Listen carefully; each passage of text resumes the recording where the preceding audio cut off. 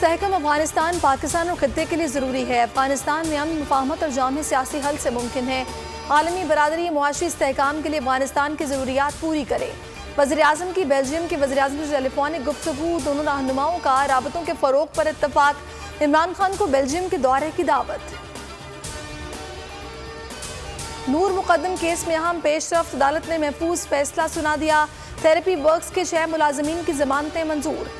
मुलजिम जाहिर जाफर के वालिदैन समेत 4 मुलजिमान के जुडिशल रिमांड में तोसी। सेशन कोर्ट इस्लामाबाद का मुलजिमान को 6 सितंबर को पेश करने का हुक्म। काबुल से गैर मुल्कियों का इनखला बड़ा चैलेंज बन गया। डेडलाइन में सिर्फ 8 दिन बाकी रह गए। अमरीका और बरतानिया समेत कई मगरबी ममालिक को 31 अगस्त तक अपने शहरियों और इत्तेहादियों को अफगानिस्तान से निकालने का काम मुकम्मल नहीं करने की फिक्र लाहक हो गई।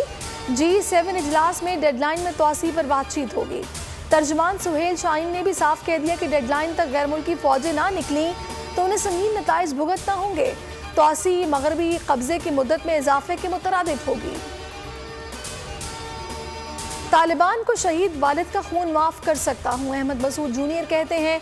ताकत के जोर पर हमें कोई नहीं झुका सकता। आगे बढ़ने का वाहिद रास्ता मुज़ाकरात हैं। तालिबान ने मुश्तरका हुकूमत के क़याम के लिए कोशिशें भी तेज़ कर दी।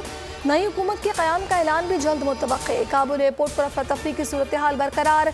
एयरपोर्ट पर नामालूम अफराद की फायरिंग से एक अफगान एहलकार हलाक और 3 जख्मी। पाकिस्तान इंटरनेशनल एयरलाइंस ने आज अफगानिस्तान जाने वाली परवाजें मनसूख कर दी। अफगानिस्तान में ताकत की पुरन मुंतकली और अबूरी हुकूमत के लिए पाकिस्तान कोशिशें कर रहा है। वज़ीर ख़ारिजा शाह महमूद कहते हैं काबुल में सूरत हाल कदरे पुरसुकून, लेकिन एयरपोर्ट पर तनाव है। इल्ज़ाम तराशी की एक मुहिम चल रही है जिसमें भारत को नुमाया तौर पर देखा जा सकता है। आप देख सकते हैं कि सफ़े मातम कहाँ है। हमारी ख्वाहिश है कि नई दिल्ली पुरानी सोच को तर्क कर दे और इस मुहिम को ख़त्म कर दे।